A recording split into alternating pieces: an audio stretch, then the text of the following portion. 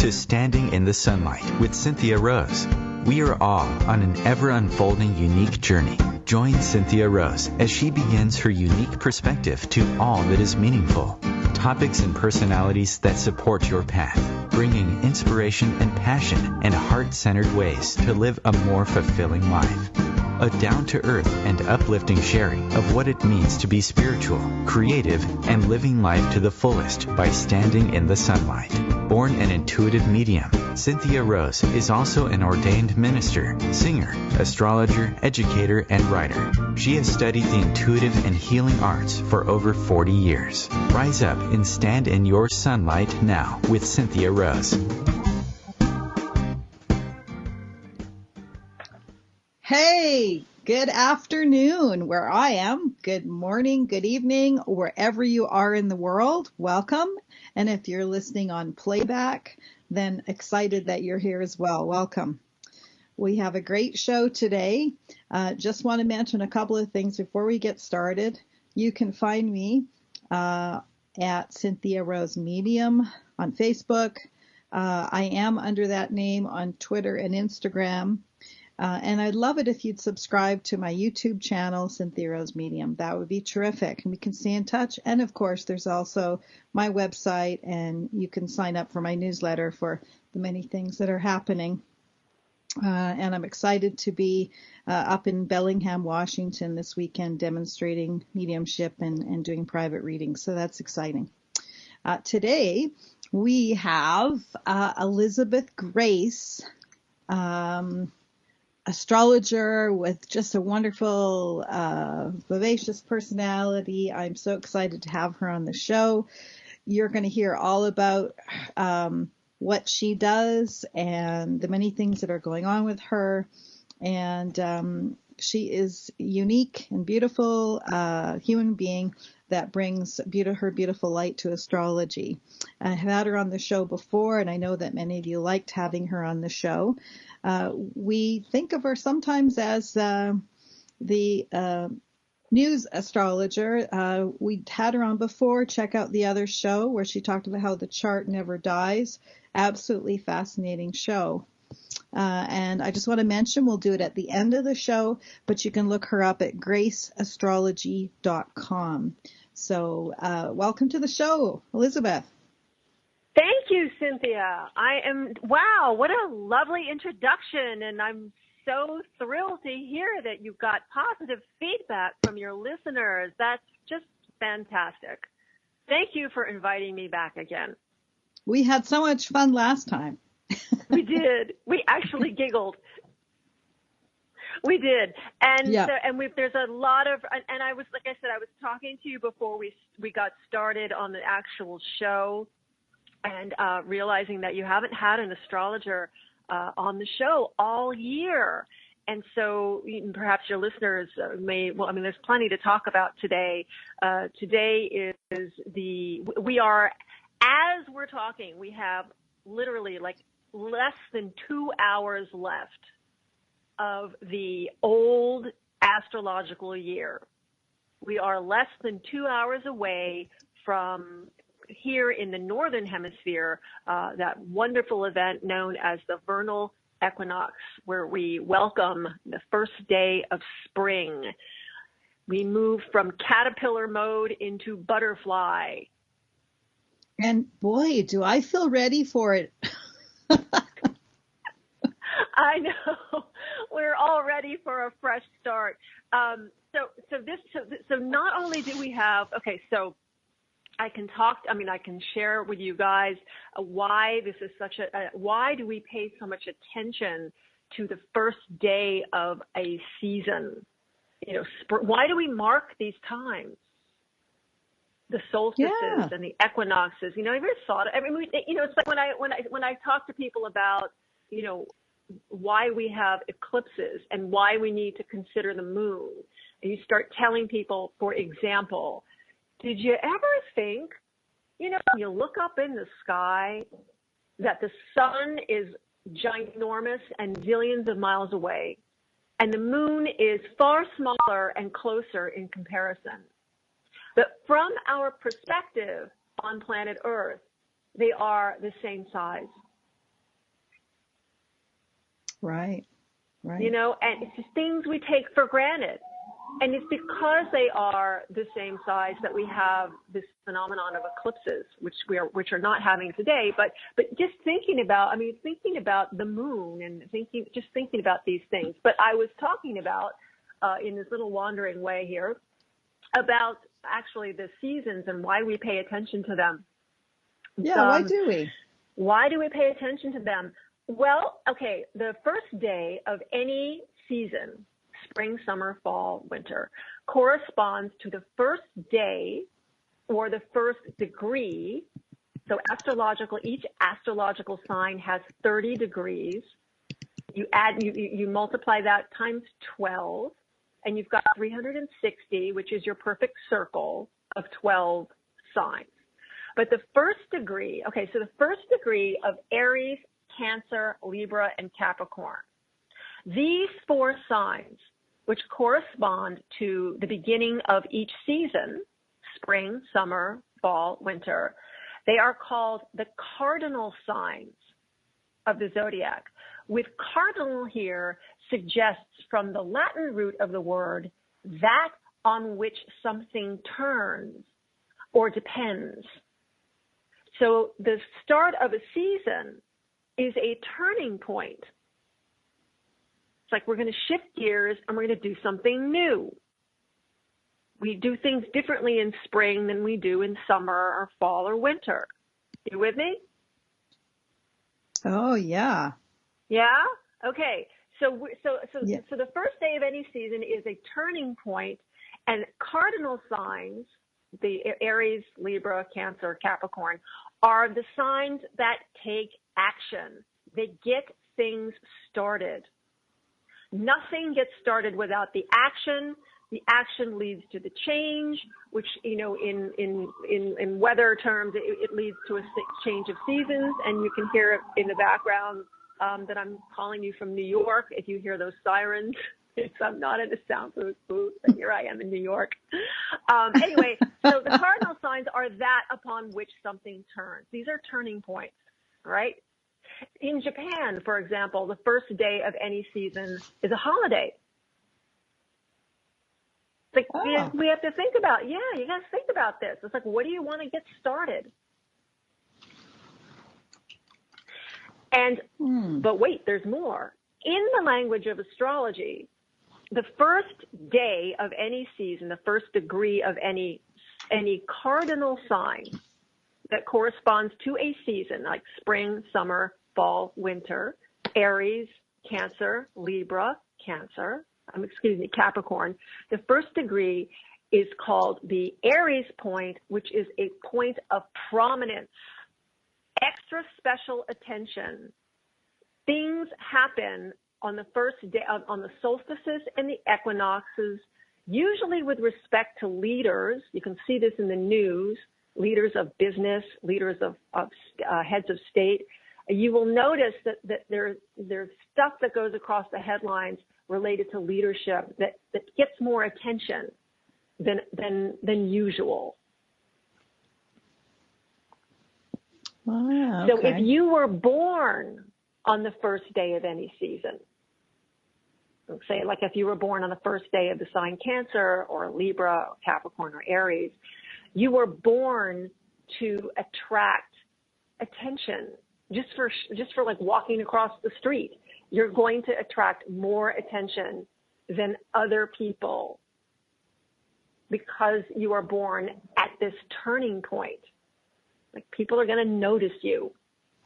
So William Shatner was born with 0 degrees. I can't remember if his birthday is today or tomorrow, but because I just think of him as being born on the first day of Aries, which isn't always on the 20th of March or the 21st. It varies year to year. But William Shatner, to boldly go where no man has gone before. You know, Star Trek. He's an Aries. He's a pioneer. I love it. And everybody is going to notice him. He gets a lot more attention than other people. Meryl Streep. That's true. Was born with 0 degrees Cancer. She was born at the first day of summer. So she attracts a lot of attention. And she is Elizabeth Warren's, the politician, astro twin. They were born on the same day in the same year. And you can see that she also gets a lot of attention. Yes. Okay. Any questions? You didn't know I was going to teach you astrology. So one of the things we're going forward with the new beginning, except that Yes. we've got quite a powerful Mercury retrograde going on. Yes, we do. I know. And this is, I know that's the thing. You can't really focus on just one pattern. You have to look at the big picture. So yes, we have Mercury retrograde and Mercury, and now, but you know what's very interesting is that when Mercury turned retrograde on this particular retrograde cycle, it did so on, I'm looking at my calendar here to make sure I don't make anything up. Hang on a sec. I'm looking at April. I need to look at March. Okay. So it did so on March 5th, and it did so at the very last degree of Pisces, 29 degrees Pisces, which is where the sun is right now. So whatever thoughts and communications that were hot around the time of March 5th should be back in our face today because there's a connection. All right, but you're asking me about Mercury retrograde in Pisces. Now, Mercury is the planet that refers to, I mean, you have to understand, hope your listeners are understanding that from my perspective, astrology is a symbolic language. Yes. What we're talking about here, we're talking about events in space and time and what people need to do or to feel. When we can use astrology as a language to understand these qualities, because when you understand what people need, you can anticipate what they're going to do when their natal, when the horoscope that they were born with, the patterns that they were born with, like their DNA, are impacted by planetary cycles that are constantly in motion.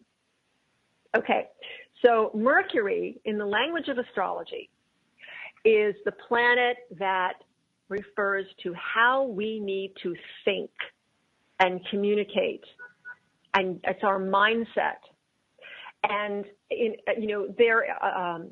astrology, planets function differently and with varying degrees of efficiency depending upon the sign that they're in. The sign, so you have the planet Mercury, and then as an astrologer, you go, okay, that's great. So where is your Mercury? And what we want to know is, well, is it in Virgo?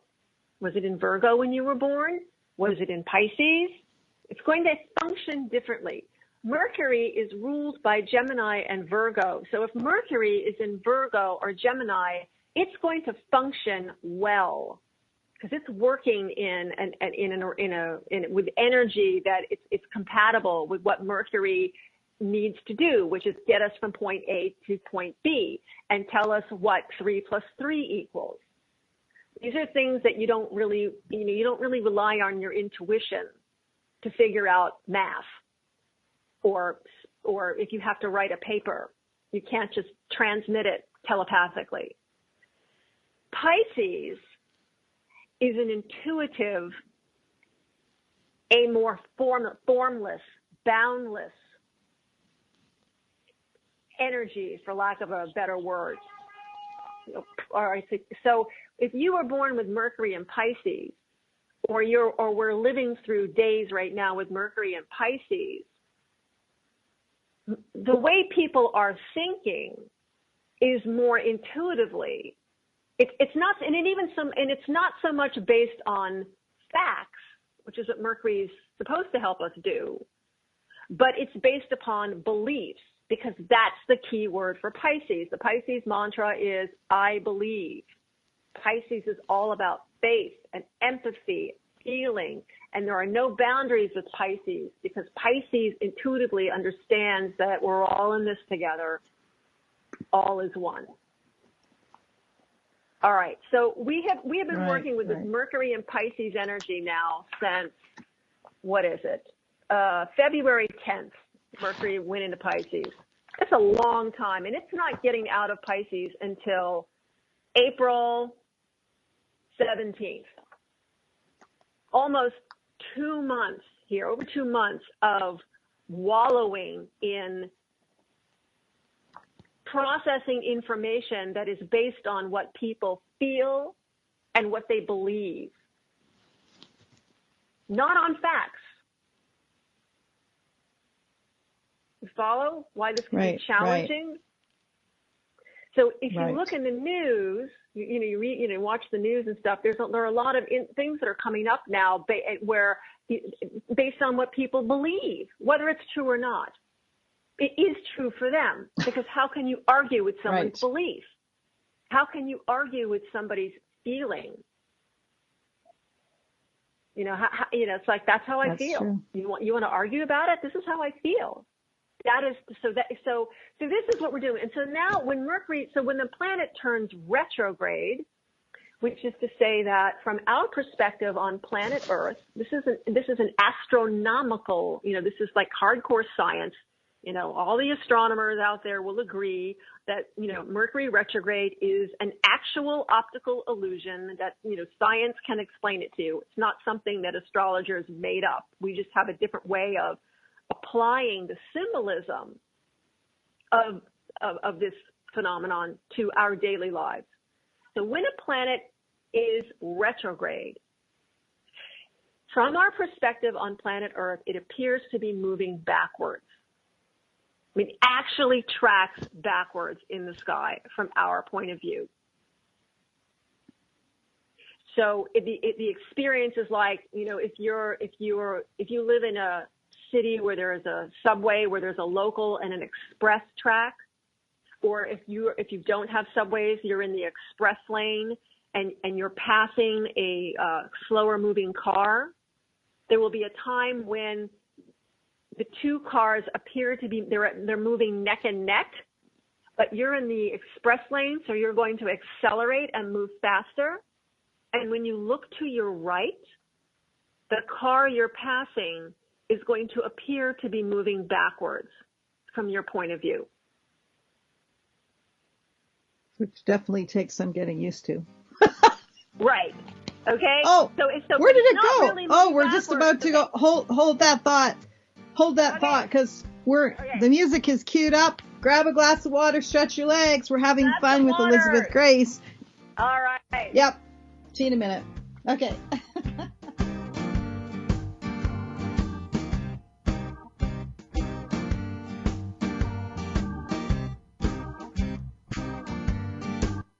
Your conscious lifestyle on steroids.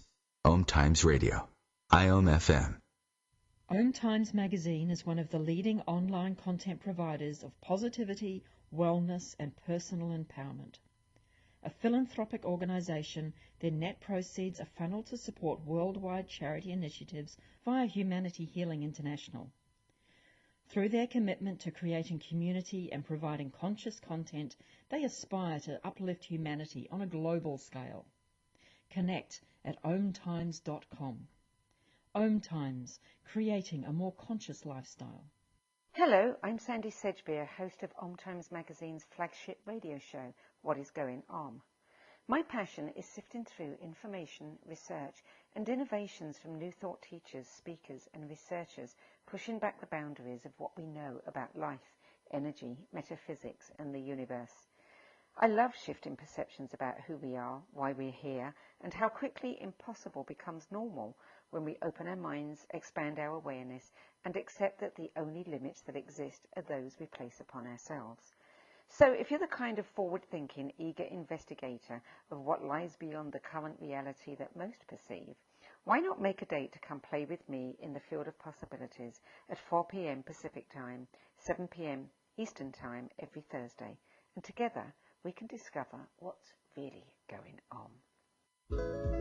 Some knowledge belongs to us and us alone. The way our girlfriends walk, talk, touch their hair. Details that only a sister can know about her girls. But what about our other girls? The ones we carry with us every day. Our bond with our sister girls gives life. But knowing your breasts can save it. Go to knowyourgirls.org for the facts you need on breast health. Brought to you by Susie G. Coleman and the Ad Council.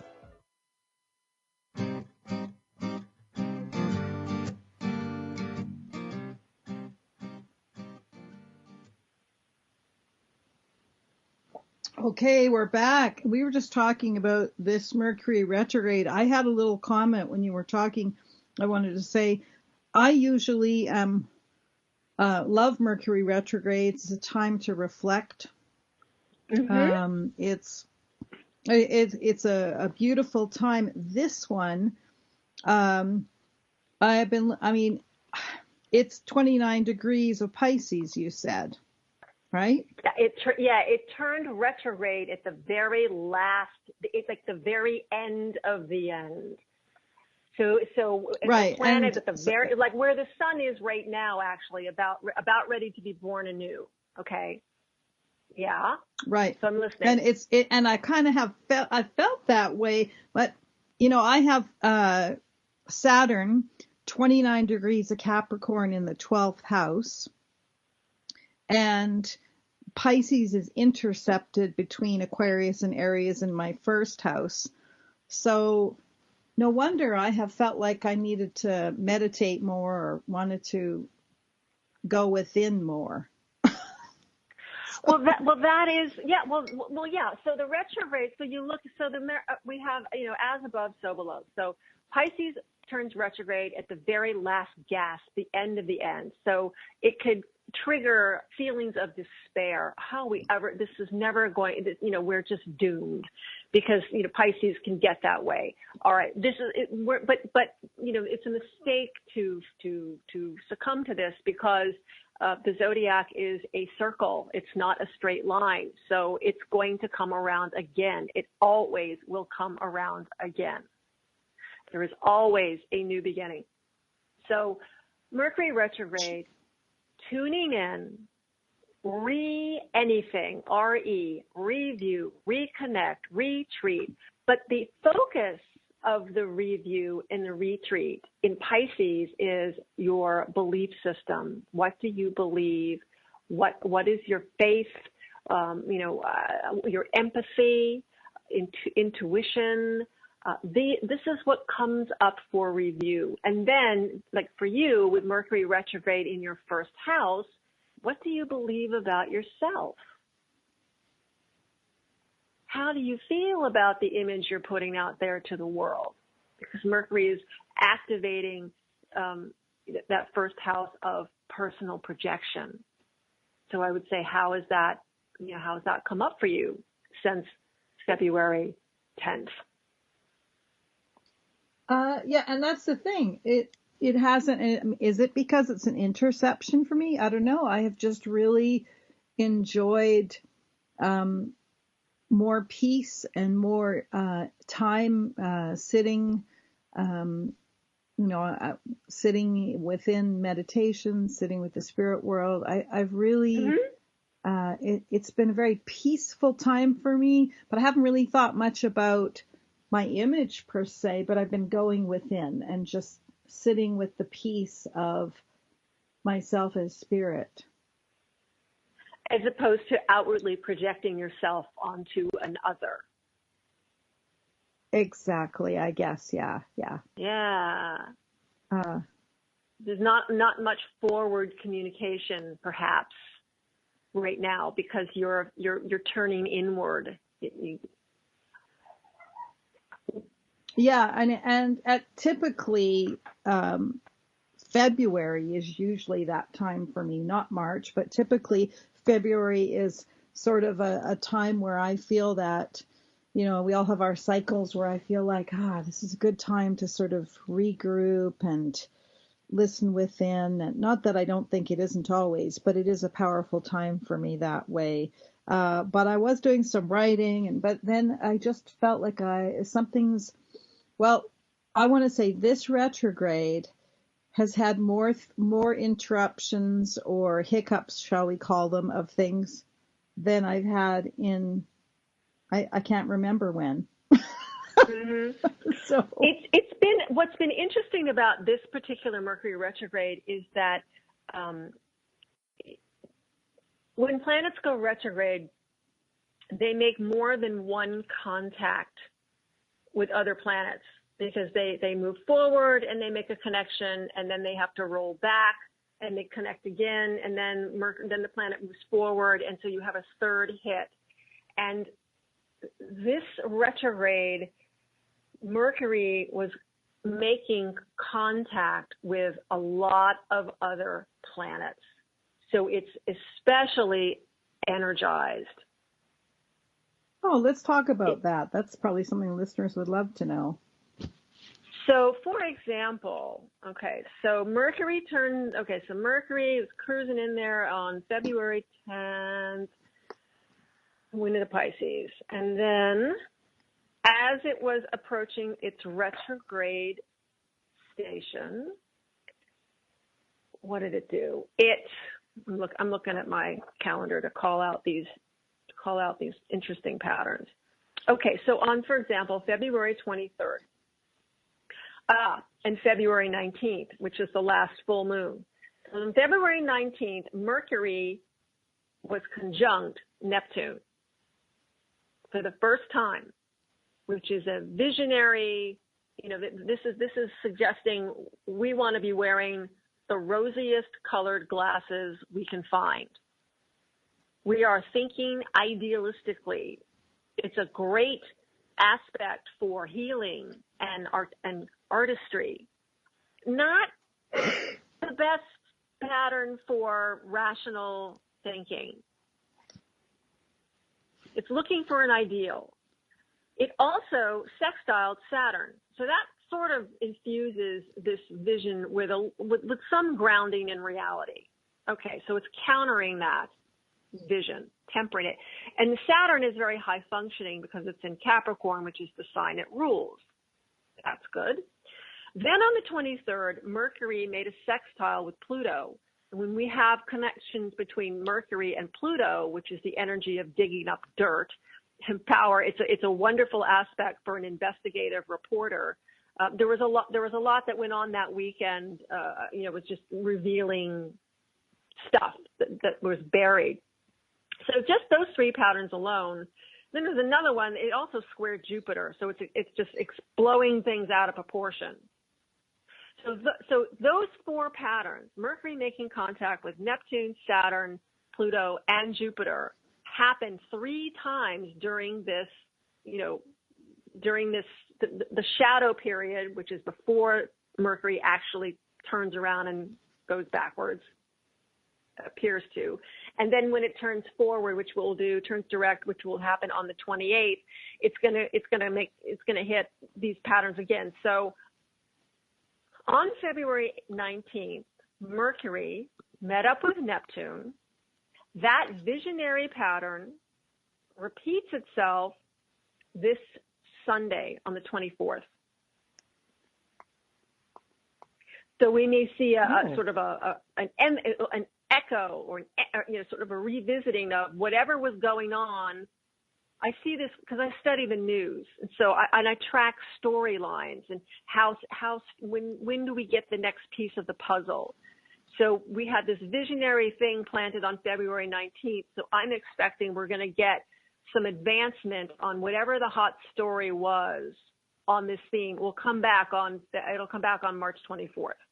And then Mercury will turn direct on the 28th. I just want to say to the listeners, just remind them that, remember to check out Elisabeth's website, because she does track these news stories and reports on them. It's quite interesting. So just remember that. Okay, carry on. Yes, sorry. I do. And I also, if you are a subscriber to Mountain Astrologer magazine, I have a column now. The first issue was just published. My first column. It's called Charts in the News. And so I'm going to be looking at 5 charts of whatever is hot in the headlines and talking about, why is this entity the way it is? So for this issue, I looked at California and the horoscope because it has a horoscope. Everything has a horoscope. Everything has a birth time. Walking across the street and tripping over your shoe is a moment in time that you can use as a tool for understanding, if your injury is going to heal, or if you might end up, having to go, if it's a more serious thing. It's fascinating what these moments in time can tell us. So anyway, I have a column in Mountain Astrologer. So if you subscribe to that, you can read it there. But anyway, so the thing with the Mercury, so Mercury's going to conjunct Neptune for the second time on March 24th.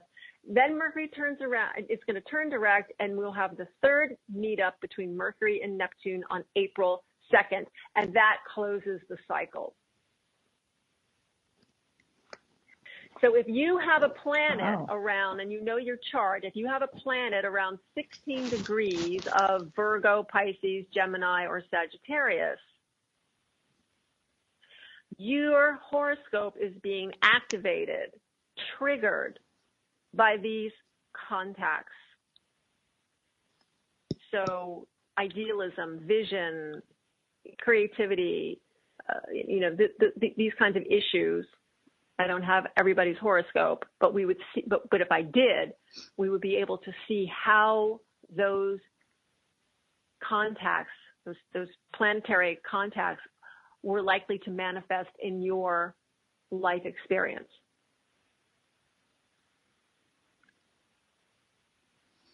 Yeah. Well, see, that will be that will be interesting. I have my my gallery up at my demonstration mediumship is on the 24th, so we'll see how that goes. I think that's a fabulous. That's super, and the moon will be in Scorpio, so it's going to be quite intense. That will be an emotionally intense, and you're going to be teaching people how to master and plumb the depths of their intuitive flow. That's going to be, it's going to be interesting. I'm very excited. I actually was meditating on that this morning. It somehow just kind of kicked in that I needed to spend more time meditating and sitting and going deep within. Really was important today. Yeah. Because, like I said, right now the sun is at 29 degrees of Pisces, which is where Mercury was when it turned retrograde. So whatever was going on, for people at that time on the 5th of March is, you get another piece of the puzzle. It's activated because the sun is activating that point.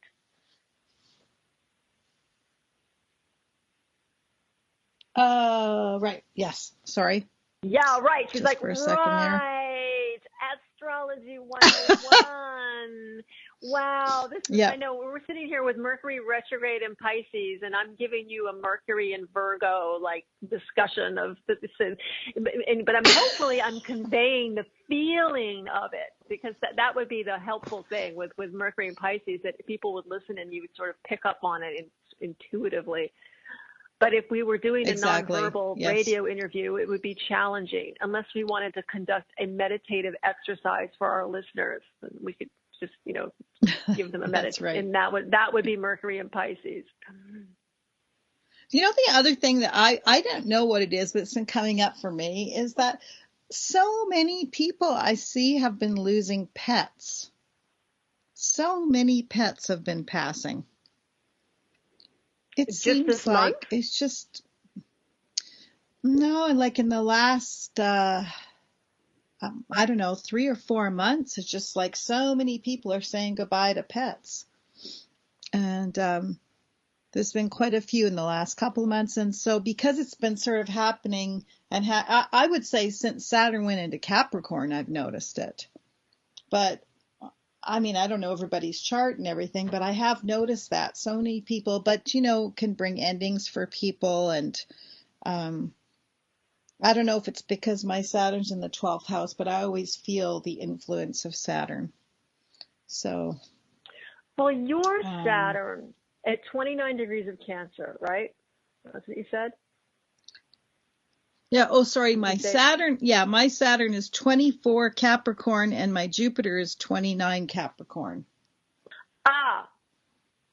Okay. All right. Okay. So, all right. So your Saturn was shaken up. So your structures were disrupted by transiting Uranus. What I'm thinking about is, because you said 29 degrees of Capricorn. At first I thought you said 29 Cancer, but still. I did, and it's 24 and 29. Yeah. Right, because Mercury's retrograde in Pisces. Everybody listening and seeing how this works, we just like make stuff up. Mercury's retrograde in Pisces. I didn't really mean to say that. It just came out. Okay, but it's worth it. We should talk about your Jupiter at 29 Capricorn, because that's another big shift that happened this month with the entrance of Uranus leaving Aries, and for good, for another, forget it. If you're 2 years old, maybe you'll see it when you're 86, but forget it. We're never going to live through your Uranus and Aries again. Uranus it is in the language of astrology, it refers to change. Sometimes disruptive, unsettling, chaotic. It's a lightning bolt. Uranus looks like in the Rider tarot card deck, it looks like the tower. It's that lightning bolt that just blows everything up. But it can also it's also the energy of genius and genetic mutations and flashes of insight.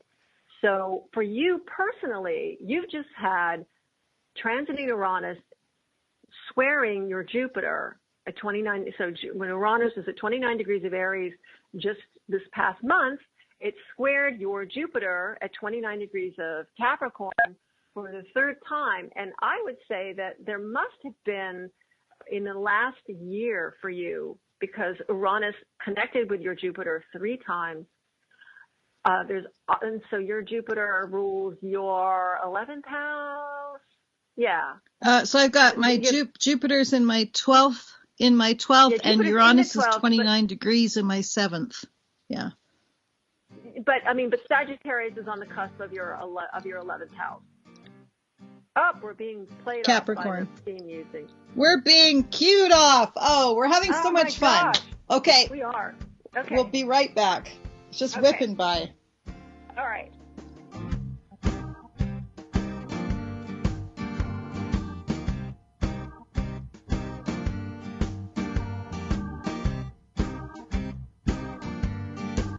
Free your mind with OMTimes Radio, IOM FM. Ascending Hearts is no ordinary dating site, but a spiritual dating site with a purpose, to link you with your soulmate. We engineer the serendipity so you can trust that you will attune with someone that has the same matching vibration as you.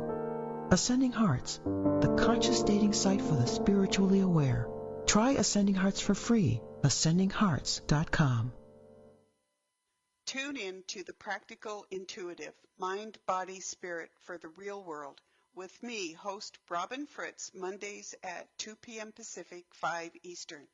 I'll cover personal and business intuition, animal communication, mediumship, space clearing, past life regression, shamanic insights, energy healing, soul choice, and more, all to help you tap your own intuitive and healing skills. No ifs, ands, or buts.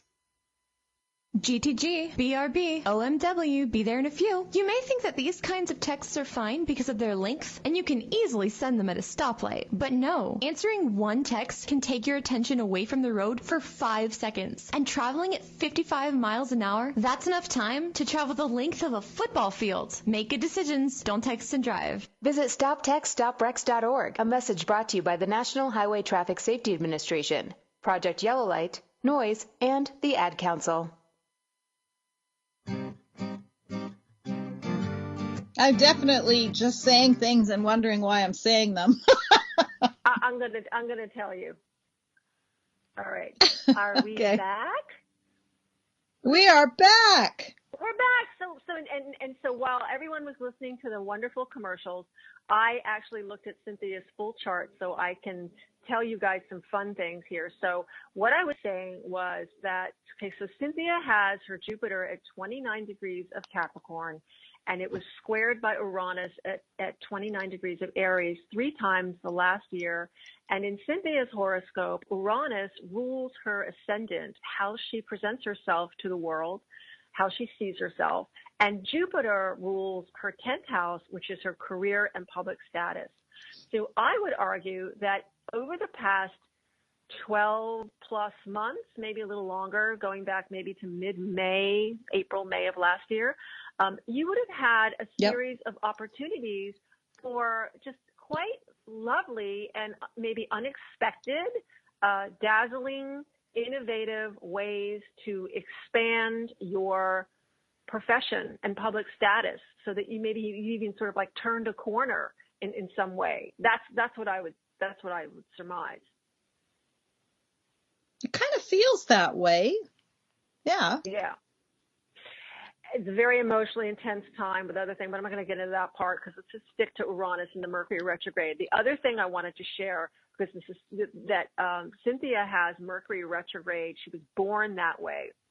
And that's really fun because people who have a planet like Venus or Mercury or Mars retrograde, the energy of that planet is introspective.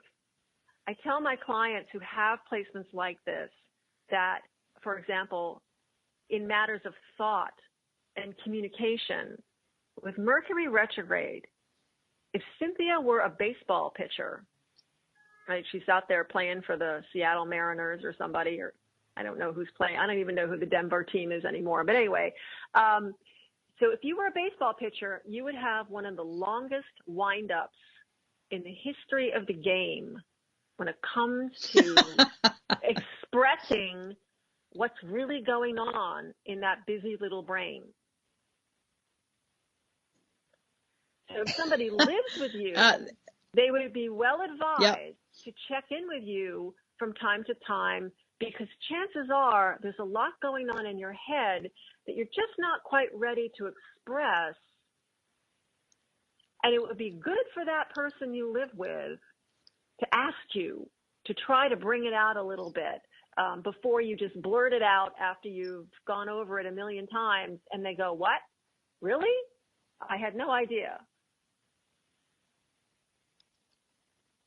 And Mercury's in my 8th house, so right. So it's all tucked away anyway. So it's hidden away. It's doubly hidden away. So the plus side is that you pick up on everybody's stuff.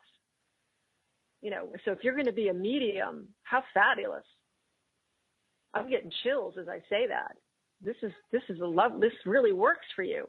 But if you're trying to work with somebody and actually make a plan with deadlines, it may take you longer to get to a place and time where you're comfortable letting your thoughts fly. Maybe there's a hesitation for whatever reason. And so people who, if they know that you have Mercury retrograde, then they might gently, sort of coax or encourage you to talk about, what's percolating. That's funny. Okay. That's funny because my husband will say, "What do you think about this?" I'll say, "Well, I'm getting the feeling that maybe I should do this." And he'll start asking me detailed questions and I'll go, "I don't know yet." I know, right. You're not ready. You're not ready. That's fine. But at least you're thinking about it. Yeah, you need to take your time with these kinds of things. Okay, so the thing I wanted to, because I'm looking at our clock, and I want to talk about a little bit about Uranus and Taurus, because that was the big shift, another big shift that happened this month. So Mercury was retrograde on the 5th, and then Uranus moved into Taurus on the very next day, on March 6th, on a new moon. And so we were talking how Uranus is the energy of disruption and revelation and genetic mutation. So it can change into a different form suddenly, just like that.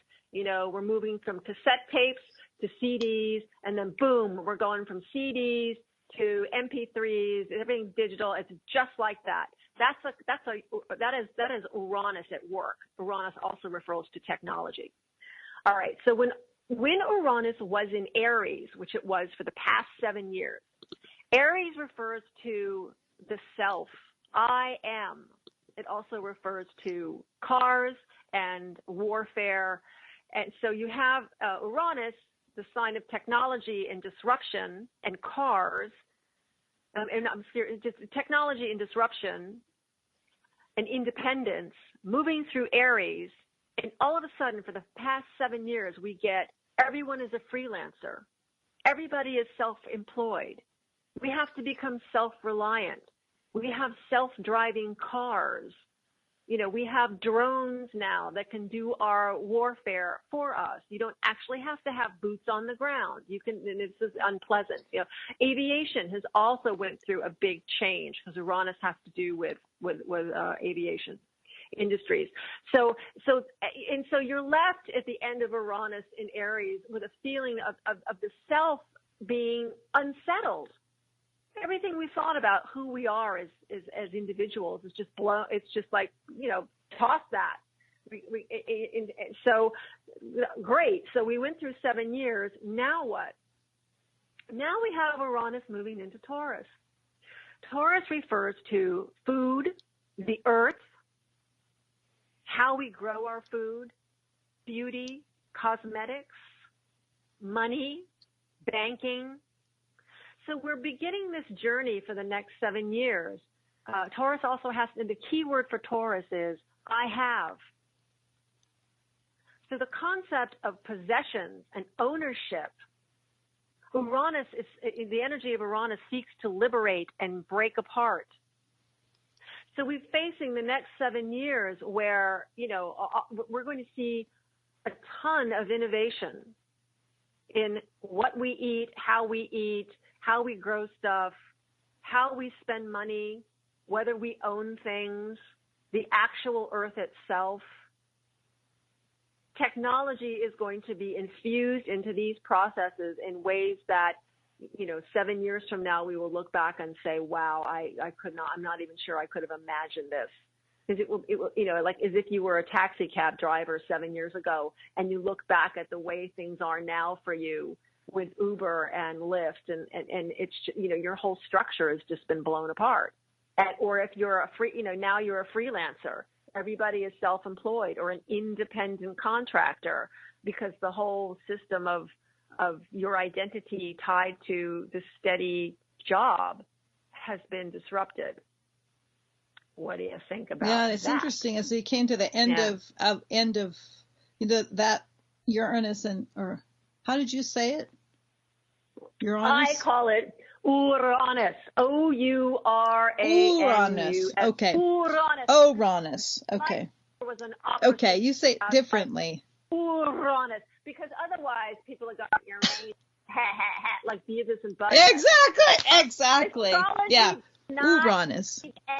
We don't need any more opportunities to make fun of, you know, people who study astrology. You know, so Uranus takes that out of the equation, and it makes you sound smart, I think. So. Anyways, I was just thinking how, you know, the Aries, the me, and selfies. I mean, selfies. The selfies, the Facebook. I mean, people sort of sharing their lives on Facebook and all that is just become the norm. Yeah. It's become the norm. Yep. But now we're moving into, you know, the area of not I am, but I have. And so people are, and so if you may have noticed now, Facebook's horoscope has a planet at, I think it's Mars is at 0 degrees of Taurus or something. Don't quote me on that. I know it's affected by this transit. And so it's changing its game plan. It's going, oh, you know, maybe we're going to be smaller and set up some controls so people can protect what they put out there and maybe make the stuff that they put out there less tangible. It's going to disappear. So already we're disrupting the tangible form of, well, you said that 5 years ago and here's the tweet. So now we're moving into a realm where we're going to blow that up. We're not going to have tangible forms. It's nothing solid anymore. It can't come back to haunt you. This is what Mark Zuckerberg was talking about in his initiative that actually came out, I think within a day of Uranus, getting into Taurus officially and formally, never to go back into Aries again. And we've got the story that, disappears, which a lot of us don't even really, a lot of us, some people seem to read it religiously and other people pay no attention to it. It's kind of interesting.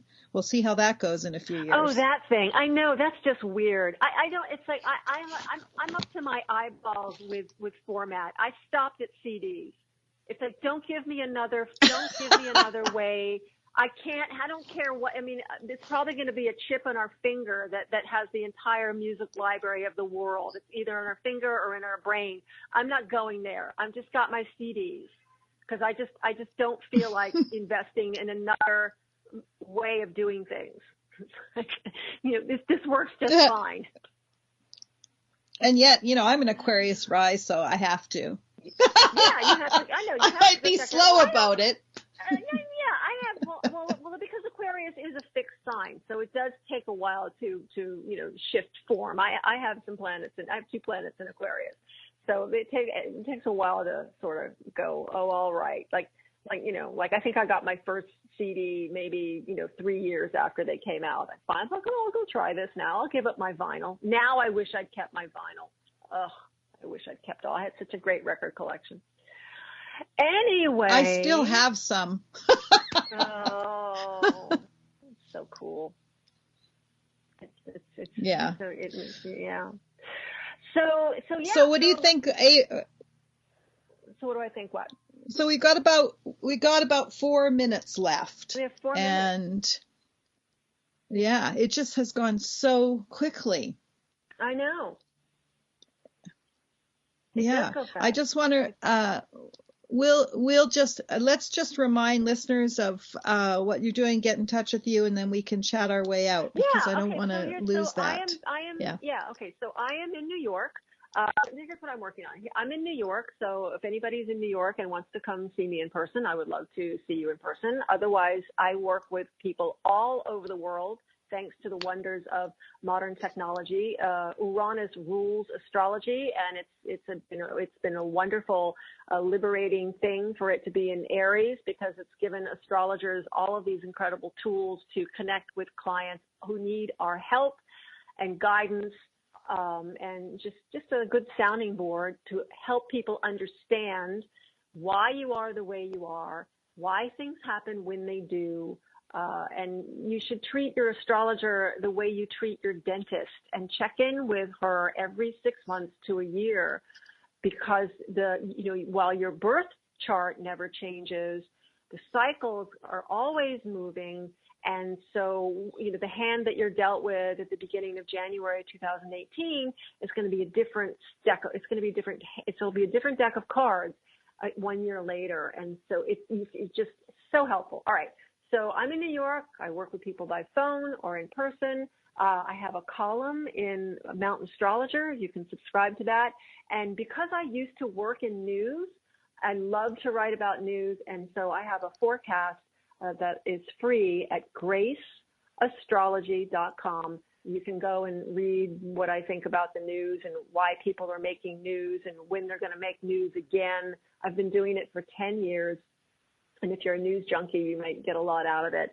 And the other thing I'm working on is I'm with the organization called ISAR, the International Society for Astrological Research, is planning its next international conference in September 2020 in Denver.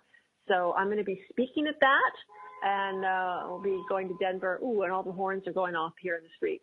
I'll be speaking in September 2020 and planning that next month in Denver. So I will be in Denver next month for a while. If anybody's in Denver and wants to meet me in person, send me a note.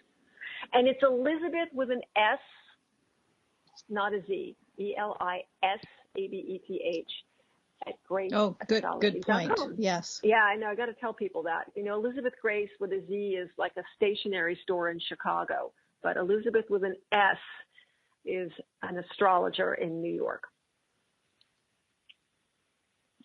Fantastic. It's been really good to have you. And of course, we have a little space here in Denver. Should you need something like that, let me know. And I'd love to see you when you're here, but I know you're going to be busy planning, but we do have a little space. So if there's anything you want to set up, please let us know. No, I'm coming to play tourist because I've been to Colorado several times, but I've never actually spent time in Denver. So I will be there April 21st through the 28th, and the 21st and the 22nd is free time. I'm going to play tourist, and I'll be actually in the city. And would love to see, I'd love to see clients. It's always fun to meet in person, and I'd love to see you. Oh, I wonder. I'm in Lilydale. I'm up in Lilydale teaching then, so. Okay, so then I'll see you in September 2020. I will see you in September 2020 between the 10th and the 14th. Actually, I'll be there even longer. That's when the big, fabulous conference is going to be happening. Oh my God, they're playing We'll see you there. Thank you. I know. Thank you so much for coming. Elisabeth Grace, she's wonderful. Check her out. And we'll talk to you soon. Okay, great. Yes. Okay, bye.